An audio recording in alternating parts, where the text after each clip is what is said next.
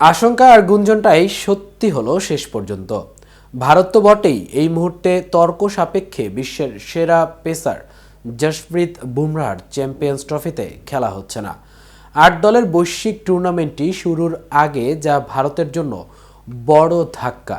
কিন্তু মূলত কোন কারণে ক্রিকেটের অন্যতম সেরা এই টুর্নামেন্ট থেকে ছিটকে পড়লেন বিশ্বসেরা এই পেসার, এবং তার বিকল্প হিসেবে কোন ক্রিকেটারকে দলে ভিড়িয়েছে ভারত? বিস্তারিত থাকছে প্রতিবেদনের বাকি অংশে।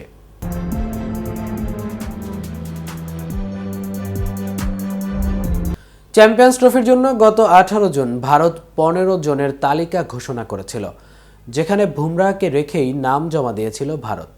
একই সঙ্গে তাকে রাখা হয়েছিল ইংল্যান্ডের বিপক্ষে চলমান ওয়ানডে সিরিজের দলেও।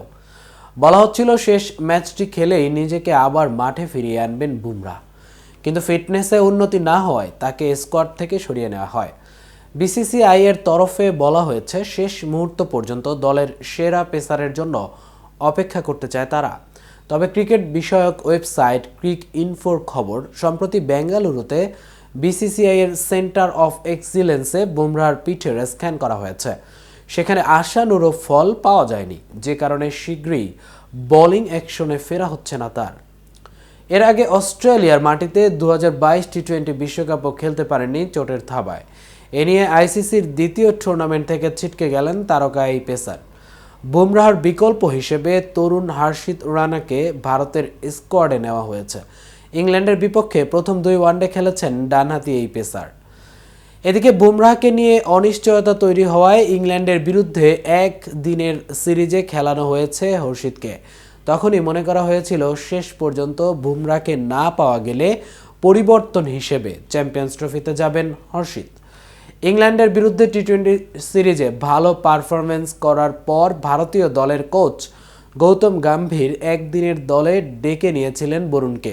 সেই মতো কলকাতা নাইট রাইডার্সের স্পিনারও জায়গা করে নিলেন ভারতীয় দলে। বাদ পড়তে হলো এখনও পর্যন্ত মাত্র একদিনের আন্তর্জাতিক ম্যাচ খেলা যশস্বীকে, অর্থাৎ টপ অর্ডার ব্যাটারের পরিবর্তে স্পিনারকে নেওয়া হলো 15 জনের দলে।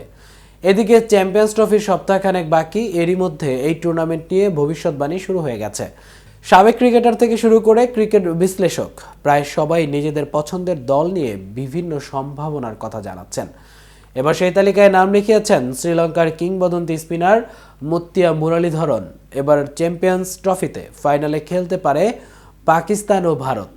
এর আগে 2017 সালে অনুষ্ঠিত সর্বশেষ চ্যাম্পিয়ন্স ট্রফিতে ফাইনালে খেলেছিল ভারত পাকিস্তান।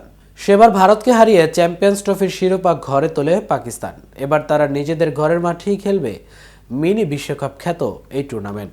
ভারতের বার্তা সংস্থা এনআইকে মুরলীধরন বলেছেন, ফেভারিট তো আছেই, তবে নিশ্চিত করে বলার উপায় নাই যে এই দলটাই জিতবে।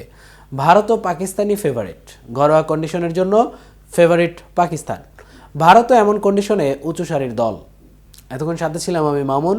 কেটিভি ক্রিকেটের সাথে থাকার জন্য ধন্যবাদ।